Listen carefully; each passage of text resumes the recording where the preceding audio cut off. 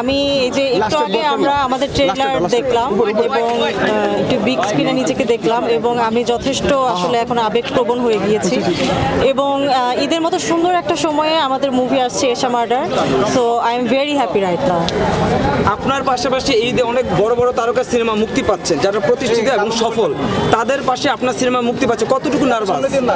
আসলে তারকারাও এক সময় নতুন ছিল, সবার শুরুটাতেই কিন্তু সবাই নতুন থাকে, সো আমিও নতুন আমার কাজ দিয়ে শুরু করছি এবং বাংলাদেশে এই বছরের ঈদে এতগুলো মেল লিডের পাশে আমরা যে ফিমেল ক্যারেক্টার দুজন আমি এবং বাঁধন আপু সাহস করে আসছি, এটাকে আমার মনে হয় সবার অ্যাপ্রিসিয়েট করা উচিত। আমাদেরকে আজকে অ্যাপ্রিসিয়েট করলে ভবিষ্যতে আরও কয়েকজন ডিরেক্টর আরও ফিমেল লিড নিয়ে কাজ করার ইচ্ছা পোষণ করবে। বাংলাদেশে নারী প্রধান গল্পের সিনেমা খুবই কম হয় এবং দর্শক যে খুব একটা চায় তাও না। আপনার এই যে নারী প্রধান গল্পের সিনেমা আসলে কতটুকু ফাইট দিতে পারবে অন্যান্য সিনেমাকে? আসলে বাংলাদেশ নারী প্রধান সিনেমা দর্শক অবশ্যই চায়, আমরা আসলে সাহস করে কাজটা শুরু করি না। সেক্ষেত্রে আমাদের ডিরেক্টর সানি সানোয়ার ভাইয়া কিন্তু যথেষ্ট বড় সাহসের পরিচয় দিয়েছে এবং উনি আসলে একেবারেই নতুন, সেখানে আমাকে উনি সিলেক্ট করেছে এশা ক্যারেক্টারের জন্য এবং আমাদের স্বনামধন্য অভিনয়শিল্পী বাঁধন আপুকে সিলেক্ট করেছে। সো আমাদের পার্শ্ববর্তী দেশে কিন্তু ফিমেল ক্যারেক্টারদেরকে নিয়ে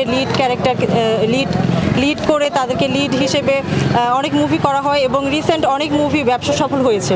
সো এই ট্রেন্ডটাই না হয় আমরা শুরু করলাম এশা মার্ডার দিয়ে, সো ভবিষ্যতে আরও ভালো হবে।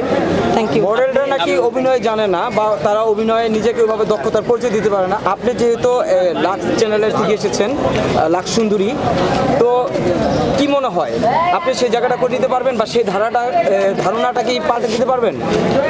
আসলে আমার কিন্তু ছোটবেলা থেকেই ইচ্ছা ছিল আমি অভিনয় শিল্পী হব এবং ফিল্মে কাজ করব। সো লাক্সে যাওয়াটা আমার হঠাৎ করেই একদম টিভিতে যখন আমি দেখিয়ে দাও অদেখা তোমায় লাইনটা, ওইটা দেখে মনে হয়েছে আরে এটাই তো আমি। সো এইভাবেই আসলে আমার অ্যাপ্লাই করা, এরপরে আমার যাত্রা শুরু। সো এরপরে আসলে মডেলিং দিয়ে শুরু হলেও র্যাম্প ওয়াক দিয়ে শুরু হলেও আমার কিন্তু সবসময় ইচ্ছা ছিল অভিনয় শিল্পী হওয়ার এবং আমি থিয়েটারের স্টুডেন্ট, আমি প্রাচ্যনাট্যের স্টুডেন্ট।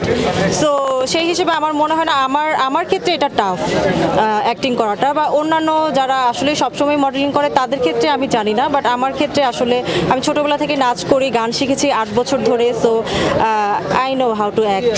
যেহেতু মডেলিং করে এসেছেন এবং প্রথম সিনেমায় কোনো অভিজ্ঞতা আছে, মানে তিক্ত অভিজ্ঞতা আছে কিনা? যে অনেক সময় কাজের ক্ষেত্রে অনেক অভিজ্ঞতা আসে, সেই অভিজ্ঞতাটা এসেছে কিনা আপনার? তিক্ত অভিজ্ঞতা বলতে নেই, আমাদের অনেক মানে উইন্টারে শ্যুট হয়েছে, সো তখন আসলে একটু কষ্ট করে শ্যুট করতে হয়েছে, দ্যাটস ইট, এছাড়া তিক্ততা নেই।